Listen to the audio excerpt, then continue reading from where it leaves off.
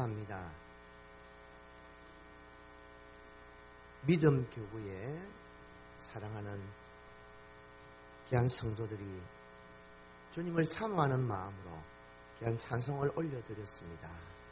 주님 기쁘게 연락하여 주시고 믿음 교구 위에 더 큰 믿음의 복을 더하여 주시며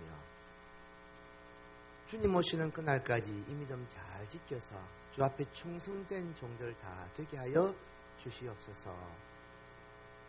함께하는 우리 모든 성도들이 같은 마음으로 이 찬양의 마음을 담아서 주 앞에 영광을 올려드렸습니다. 주님 이 시간도 말씀으로 역사하여 주시고 깨닫게 하시며 하나님의 귀한 뜻이 이 가운데 우리 가운데 선포되도록 은혜 베풀어 주시옵소서. 성령의 도우시는 은혜를 간구하옵고 예수님의 이름으로 기도드리옵나이다. 아멘. 요즘 믿음 교회에 다른 특별한 일이 있으신 건 아니죠. 예. 믿음의 큰 결의가 보여서 제가 좀 마음이 긴장되었습니다. 오늘 본문의 말씀 가지고 하나님 한 분이면 충분합니다 라는 제목으로 말씀 은혜 나누고자 합니다. 저희 형제가 6남매인데 제가 막내다 보니까 제 조카들이 많습니다. 제일 나이 많은 조카가 서울에 있는데 26살입니다. 그리고 제일 현재까지 앞으로 더 태어나겠지만은 현재까지 제일 나이 어린 조카가 이제 6개월 넘은 7개월 되어가는 조카 손녀가 하나 있습니다. 부산에 살고 있는데요.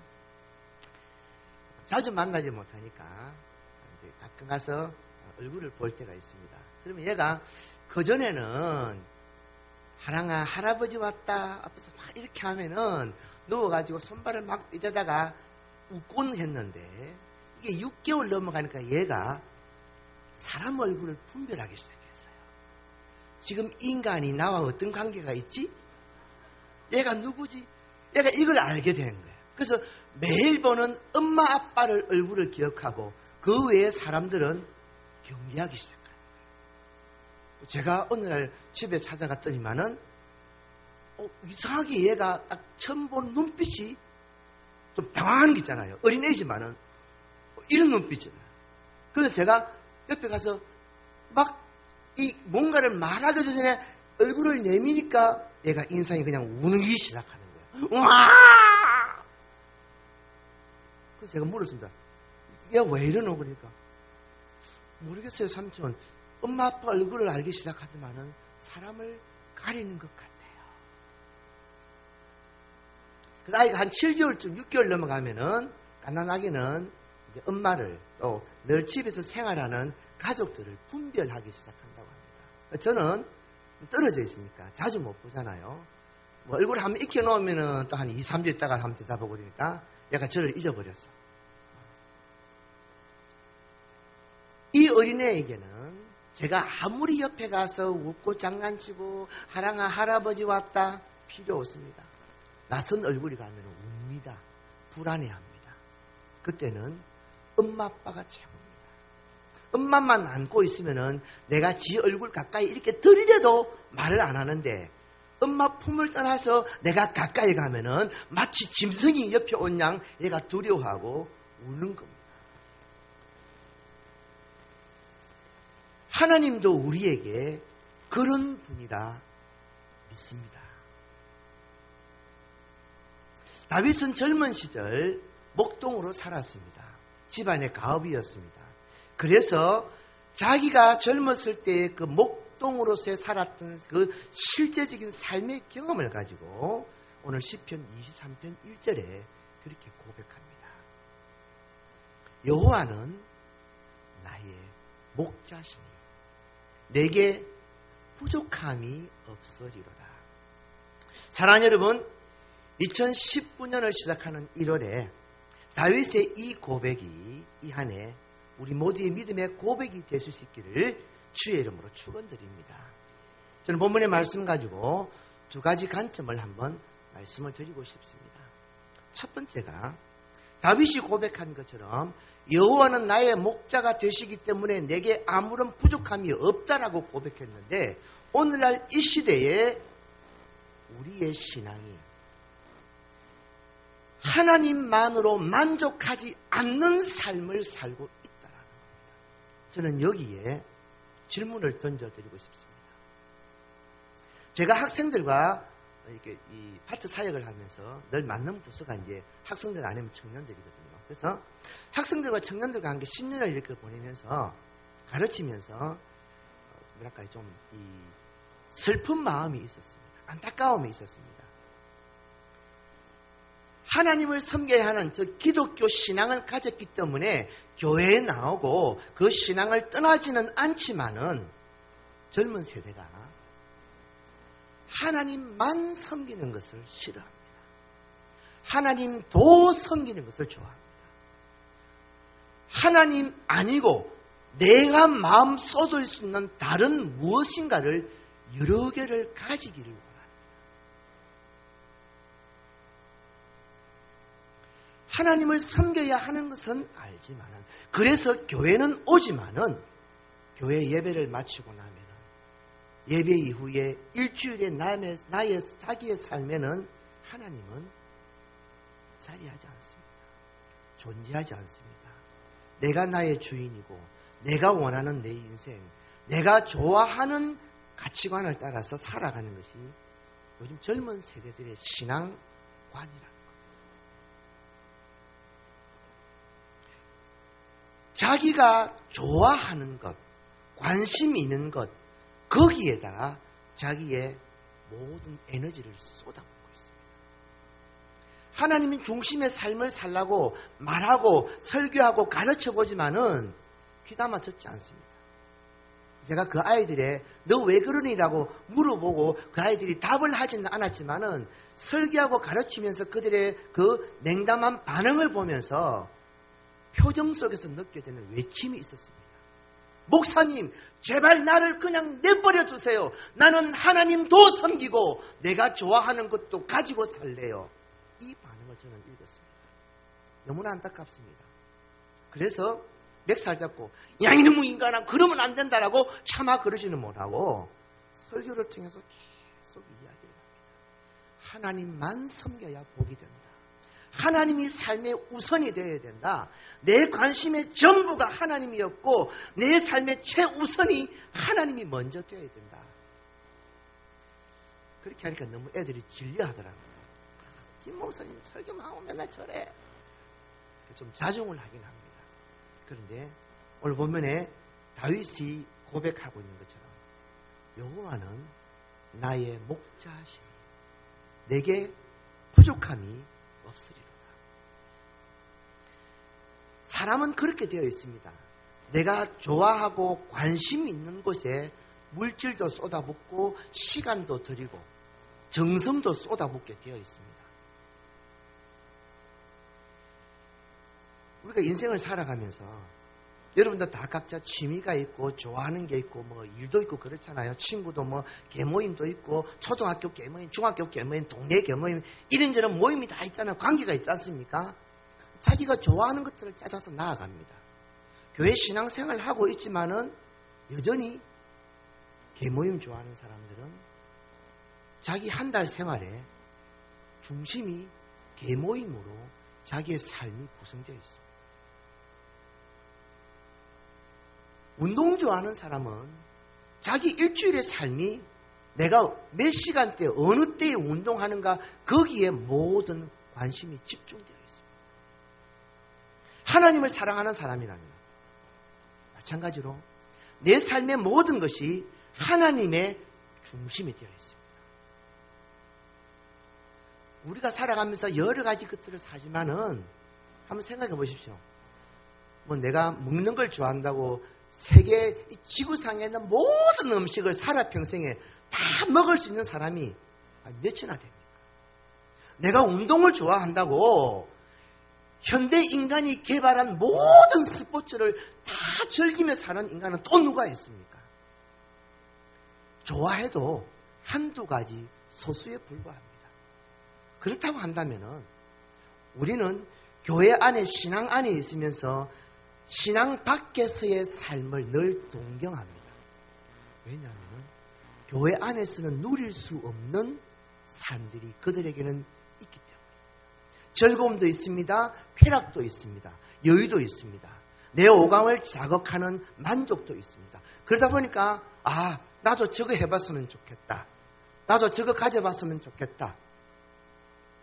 그런데 말씀드린 대로 우리가 바라고 원하고 갖고 싶은 욕망은 있지만 그 모든 것을 다 충족하는 인생은 아무도 없다라는 사실입니다.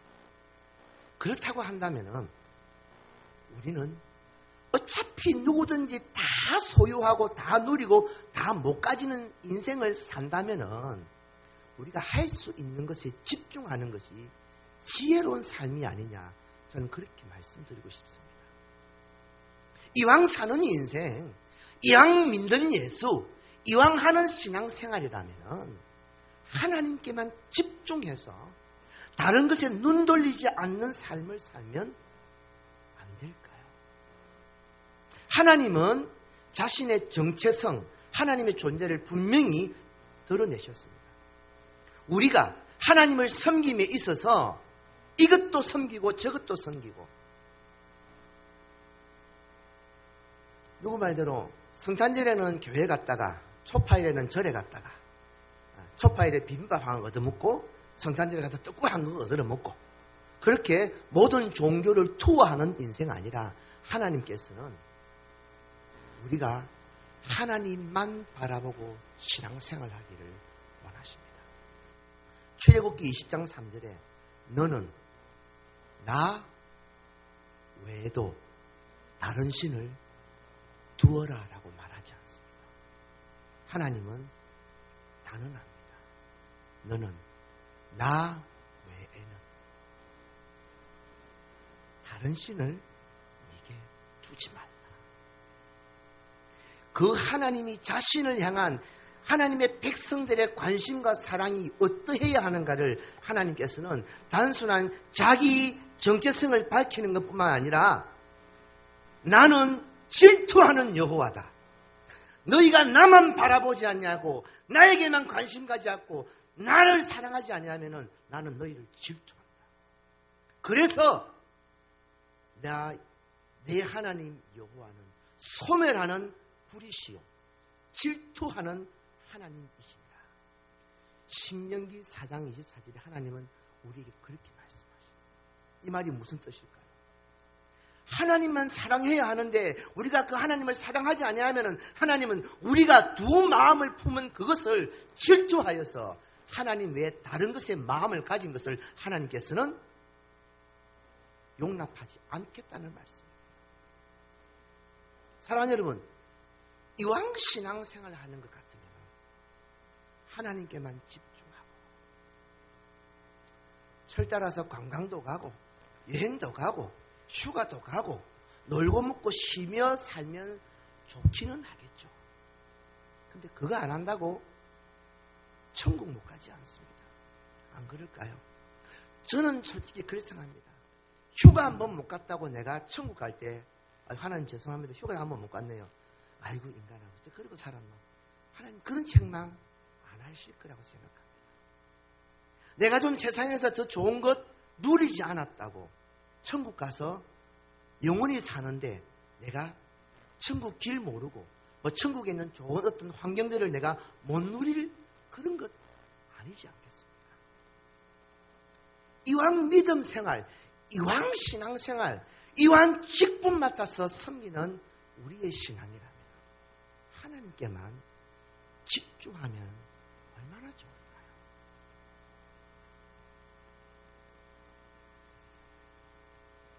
저는 저만 특별한 것 같이 생각했는데 아니요, 되돌아보니까 그렇지 않았습니다.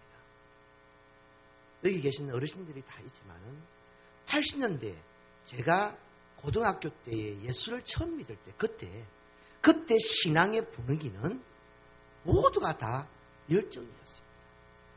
교회, 집, 직장, 교회. 이게 성도들의 삶의 전부였습니다. 물론 경제적 수준도 안 되다 보니까 휴가라든지 놀러 갈 상황도 안 되었었습니다. 그냥 주일 교회 가는 거. 수요일은 수요 예배니까 교회 가야 되고, 금요일은 금요일이니까 구역 예배 가고, 금요일 밤에는 기도회 가고, 토요일은 주일 준비하기 위해서 교회 또 가야 되고, 주일은 당연히 가니까 또 교회 가고, 그것이 일주일의 생활이었습니다. 저만 그렇게 살지 않았습니다. 제 모 교회에 60여 명의 성도가 되는 그 교회에 15명의 학생들이 다 그렇게 살았습니다. 제 위에 한 해 선배도 그랬고요. 제 밑에 동생 후배들도 그렇게 살았습니다. 10여 명의 20명이 안 되는 그 중고등부 학생들 중에서 목회자가 3명이 나왔습니다. 저를 포함해서. 제가 있던 교회만 그런 게 아니더라고요. 그때는 다 그렇게 하나님만 바라봤습니다. 여호와는 나의 목자시니 내게 부족함이 없는 삶을 살았습니다. 그런데 요즘 세대는 그렇지 않습니다. 여러분은 여러분의 시간, 물질, 에너지를 어디에 가장 많이 사용하십니까? 바로 그것이 여러분이 가장 귀중히 여기는 것입니다. 제가 청소년들 보면서 제일 안타까운 게 있습니다. 요즘 청소년들 학교와 학원에서 보내는 그 의무적인 시간 외에 나머지 시간을 어디다 많이 보낸다고 생각하십니까? 게임 놀이입니다. 혼자서 게임하든지 둘이서 배틀 게임하든지 3명이서 온라인으로 집단 게임하든지 게임이 전부입니다. 자, 그러면 이 시대 청소년들이 게임에 이렇게 열중해서 그 모든 우리나라의 이 청소년들이 다 유명한 프로게이머가 되고 게임의 전문가가 되어서 세계 IT를 주름 잡는 그런 학생들이 될까요? 아니요. 논팽이 됩니다. 30대 젊은 아빠가 게임에 미쳐서 자기 아들, 자기 자식이 지금 굶어 죽고 있어도 거기에 빠져서 자기 아이를 돌보지 않는 그런 기사들 방송에서 보잖아요. 그 30대, 20대 후반의 젊은 그 아빠는 청소년기를 그렇게 보냈습니다. 자기가 관심 있는 것이 헛된 것입니다. 그래서 헛된 것에 시간을 보내고 물질을 쏟고 자기의 인생을 낭비하다 보니까 남는 것이 없는 거예요. 그래서 저는 안타깝습니다. 하나님께만 내 인생을 두는 것이 아니라 내가 좋아하는 것, 내가 즐거워하는 것, 내가 만족하는 것에 에너지를 쏟아버리고 마는 거예요. 제가 동원교회에 사역하면서 자주 듣는 말이 있습니다. 동원교회가 연산동에 있을 때는 토요일을 비롯해서 평일에도 교회에서 잘 모여서 진도 구워 먹고 이것도 하고 청소도 하고 막 즐거웠어요. 근데 요즘은 교회가 조금 거리가 있다 보니까 접근성이 좀 불편해서 잘 모이지도 않고 좀 그래요. 그런 안타까운 목소리를 자주 듣게 됩니다. 제 말에 혹시 공감하지 않으시면 모르겠지만 공감하신다면 우리 한번 생각해 봅시다. 자, 동원교회가 여기 산 중턱입니다.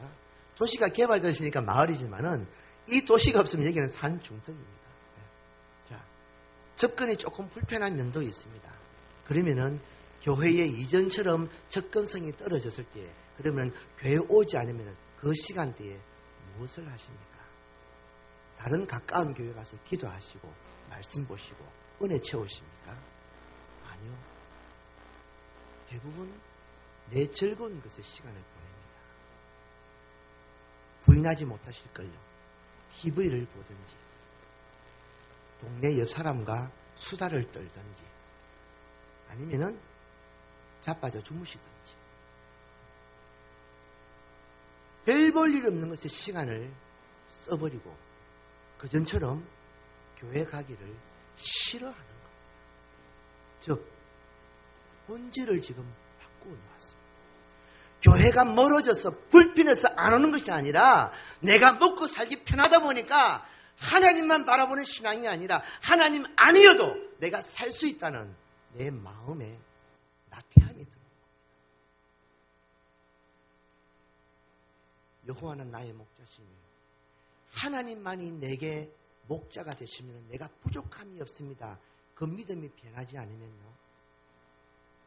연산동이나 나 차로 다니면 10분 거리입니다. 물론 버스가 많이 없기는 하지만 그렇게 먼 거리가 아닙니다. 그런데 지금 우리의 마음은 하나님만으로 살지 않는 삶이 되어버렸습니다. 청소년만의 문제가 아닙니다. 어른들도 마찬가지입니다. 내 즐거운 것, 내 편한 것, 내 만족에 취해서 굳이 오늘 교회 왜 가? 굳이 오늘 왜 또 모여? 모이기를 패하는 마지막 때의 삶의 모습을 우리가 지금 보이고 있다는 거예요.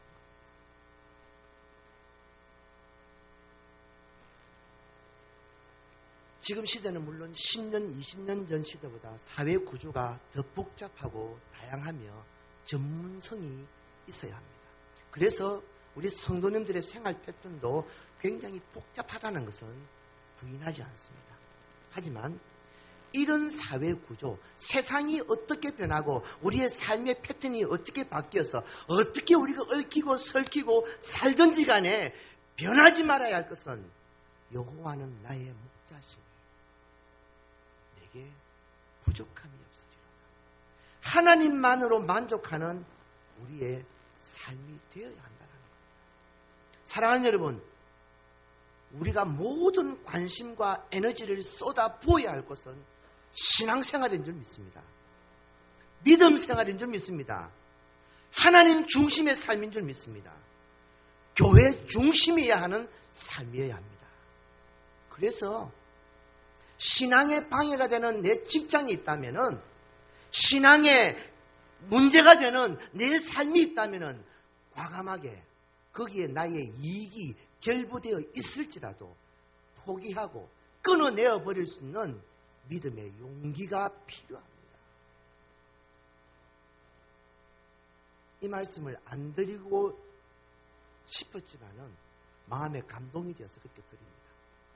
지금도요, 자기가 하루 4시간, 5시간 아르바이트를 해서 생계를 이어가는 집사님, 권사님들이 제가 알고 있습니다. 그런데 그분들은 자기가 하나님 앞에 받은 기도의 사명, 철야 기도, 구국 예배, 그 기도의 시간을 짓기 위해서 월요일은 아르바이트를 안 합니다. 목요일 저녁에 10시 넘어가는 아르바이트는 하지를 않습니다. 그래서 아르바이트를 구하기가 굉장히 힘듭니다. 나는 월요일은 일 못해요. 나는 목요일은 10시까지밖에 일 못해요. 그럼 아르바이트를 쓰는 사장님이 네 그러세요. 네 그럼 월요일 쉬시고 오시고요. 목요일 날 몇 시까지 가세요. 그렇게 친절하게 합니까? 아줌마 가세요. 됐어요. 그럼에도 불구하고 지금도 하나님 앞에 자기가 받은 신앙의 삶을 유지하기 위해서 월요일, 목요일 기도하는 그 시간을 방해받지 않기 위해서 알바 자리를 자기가 선택해서 고릅니다. 그렇게 힘들죠.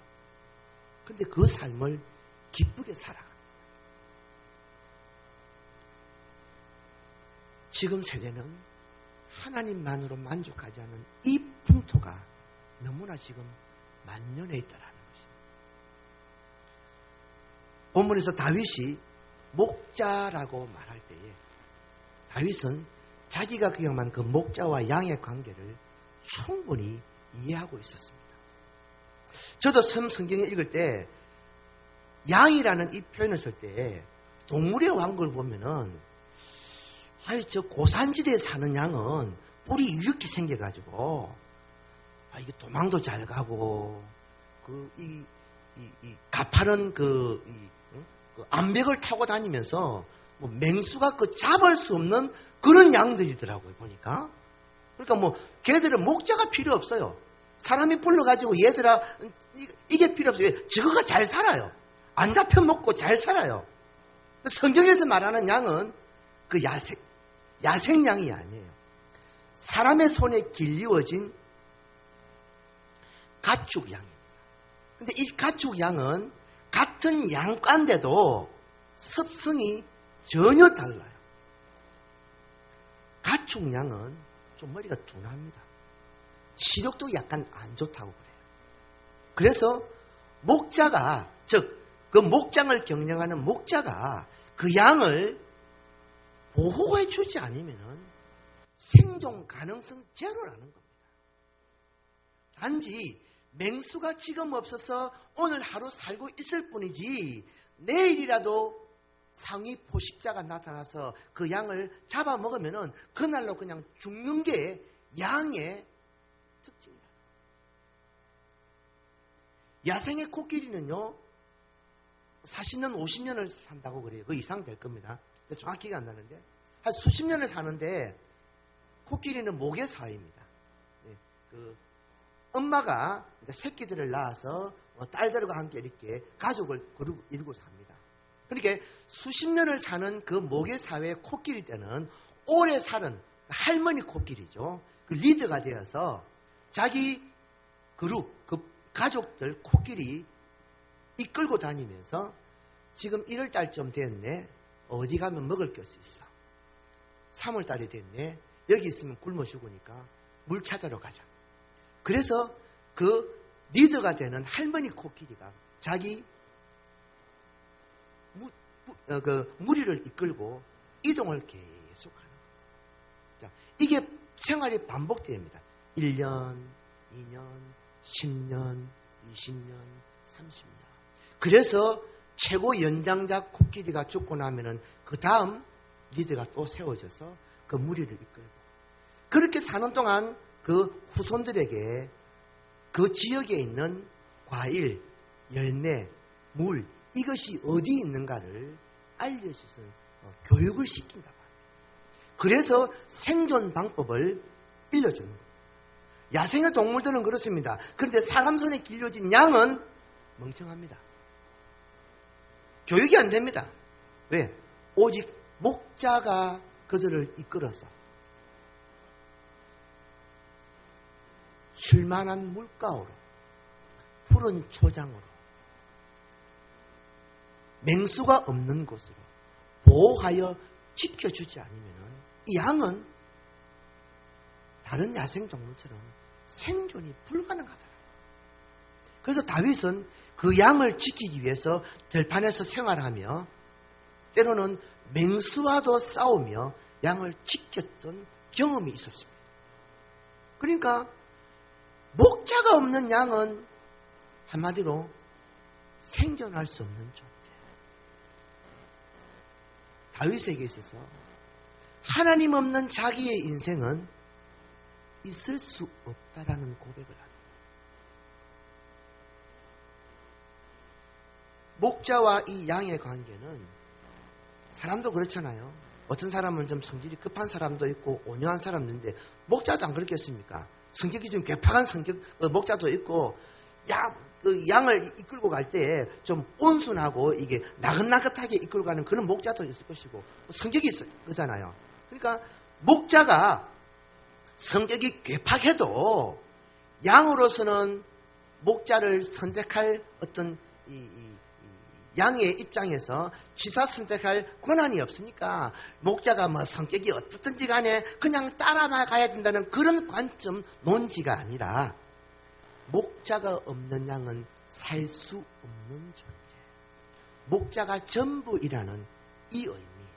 목자가 양을 돌보듯이 하나님께서 우리를 양육하시고 다윗에게 있어서 그 하나님이 자신의 삶의 전부라는 의미의 여호와는 나의 목자시니 이 말입니다.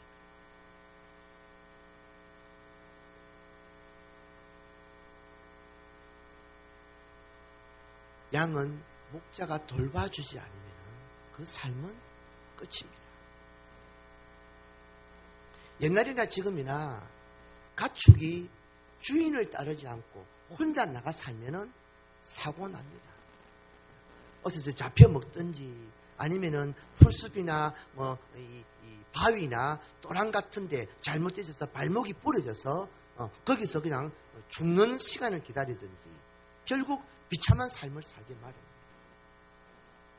양이 누리는 푸른 초장에서 쉴만한 물가에서 맹수로부터 보호받으며 편안한 삶을 살 수 있는 양의 풍족한 삶은 오직 목자에게서만 비롯된다는 사실입니다.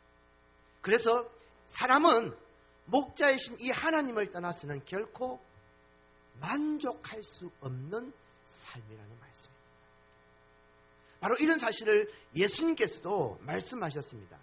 요한복음 15장 5절 말씀에 내가 온 것은 양으로 생명을 얻게 하고 더 풍성히 얻게 하려 합니다.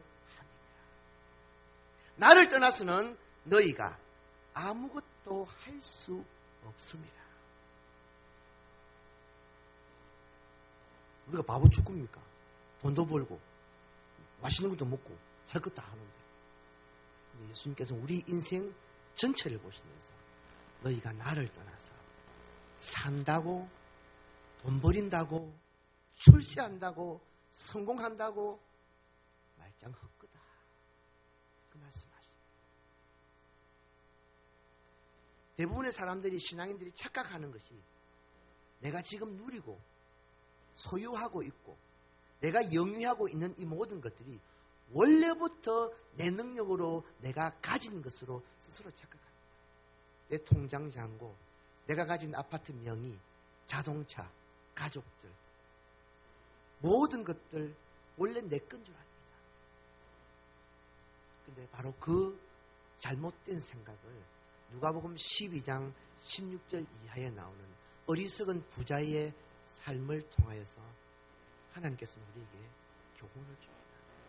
어리석은 인생아, 네가 그것을 얻었다고 스스로 착각하며 네 것이라 생각하느냐? 아니, 우리가 가지고 있는 것, 누리고 있는 것들은 우리에게 기쁨을 줍니다. 만족감을 줍니다. 풍요로움을 줍니다.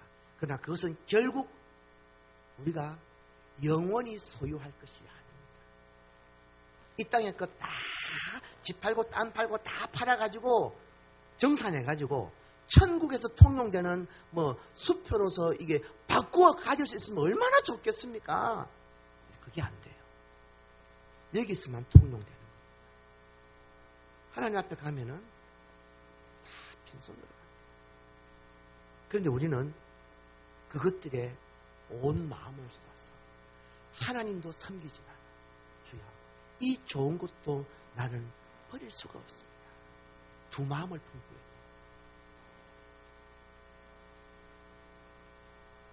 사단은 사람이 유혹을 잘 받는 것, 육체의 기쁨, 만족을 주는 것들을 통해서 하나님 아니어도 돼, 교회 가지, 직분 맞다, 근데 이것도 좋아해도 돼, 우리에게 양다리 작전을 펼치도록 사탄은 우리를 미혹합니다. 그래서 넘어갑니다. 왜? 내가 교회 안 갔냔 말이지, 내가 예수 안 믿냔 말이지, 내가 직분을 안 지키냔 말이지, 안식일 잘 지키지, 주일 잘 지키지, 나 11조도 해. 근데 저것도 사랑해, 이것도 좋아해. 그래서 내 시간을 쪼갭니다. 교회 가는 시간 몇 시간, 좋아하는 것 몇 시간. 하나님께 내 모든 것을 집중해 살아도 부족할 텐데 다 쪼개어버립니다. 나누어 버립니다. 그러면서 내 신앙이 좋다라고 착각하게 만듭니다. 사랑하는 여러분, 초등학생요, 중고등학생, 청년, 남자, 여자, 할머니, 할아버지, 우리가 어떤 존재인지 간에 우리 삶은 다 다를지라도 우리에게는 하나님 한 분만 충족하면 우리는 만족한 인생을 삽니다. 믿으십니까? 돈이 있고 권력이 있고 건세가 있고 건강이 있고 학벌이 있고 세상이 다 부러워하는 풍족한 삶을 살아도 그 속에 하나님이 없으면 망하는 인생입니다. 하나님은 우리의 상황이 다 달라도 우리에게 필요한 모든 것이 되시는 분입니다. 공부하는 학생은 지혜의 근원이 되시고요, 사업하시는 사업가에게는 그 사업에 뛰어난 기량을 주실 능력자가 되시고요, 직장을 구하는 젊은이들에게는 세상에서 인정받도록 나를 세워줄 주권자가 되시고, 건강이 약한 자에게는 나를 만드신 하나님께서 건강을 주실 수 있는 창조주이시고, 우리의 삶이 어떠하든지 하나님만 우리에게 채우면요, 하나님 우리의 모든 필요를 제각각 맞춤으로 주실 수 있는 분입니다. 그래서 다윗의 이 고백, 여호와는 나의 목자시니 내게 부족함이 없으리로다. 하나님에게서 살 길이 생기고 하나님에게서 우리의 필요한 모든 것들이 공급되어지는 줄 믿습니다. 우리 동원교회 수적 부흥도 필요합니다. 물질의 축복도 필요합니다. 다음 세대가 더 많이 세워지는 이 일도 중요합니다. 그러나 그 무엇보다도 우리가 하나님을 더 깊이 알아가는, 하나님을 더 중심으로 사는, 하나님이 내 인생에 충만케 채워지는 이 영적 부흥이 우선인 줄 믿습니다. 하나님 한 분으로 만족하여서 저와 여러분 인생, 풍족한 인생을 살아갈 수 있도록 우리 이 한 해 2019년도 우리 교회가 정한 성령을 따라 행하라.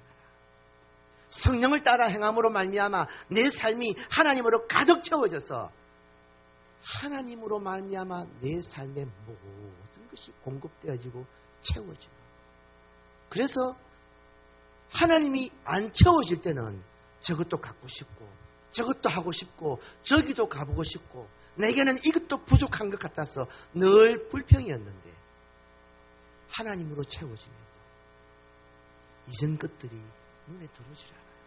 세상 것들에 관심이 가지지 않습니다.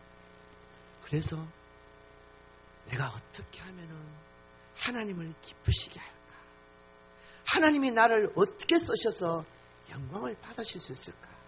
이 일에 우리의 온 마음이 쏟아지게 되어 있습니다. 우리 말씀 한번 찾아보겠습니다.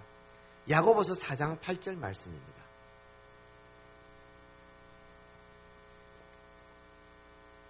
야고보서 4장 8절, 야고보서는 신약 성경에 있습니다. 야고보서 4장 8절 찾으셨나요? 네, 다 찾으시는 것 같네요. 찾으신 줄 믿고 우리 같이 한번 큰 소리로 읽어보겠습니다. 시작!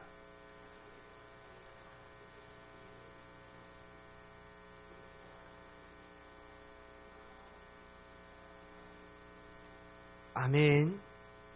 우리가 하나님을 가까이 하려고, 하나님께 가까이 나아가려고 믿음을 가지면요, 하나님께서 우리의 믿음을 이끌어 주신단 말입니다.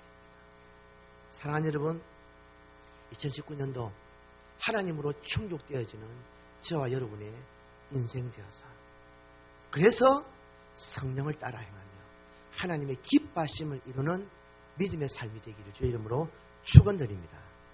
우리 이 찬송 한번 함께 드리겠습니다. 여호와 나의 목자.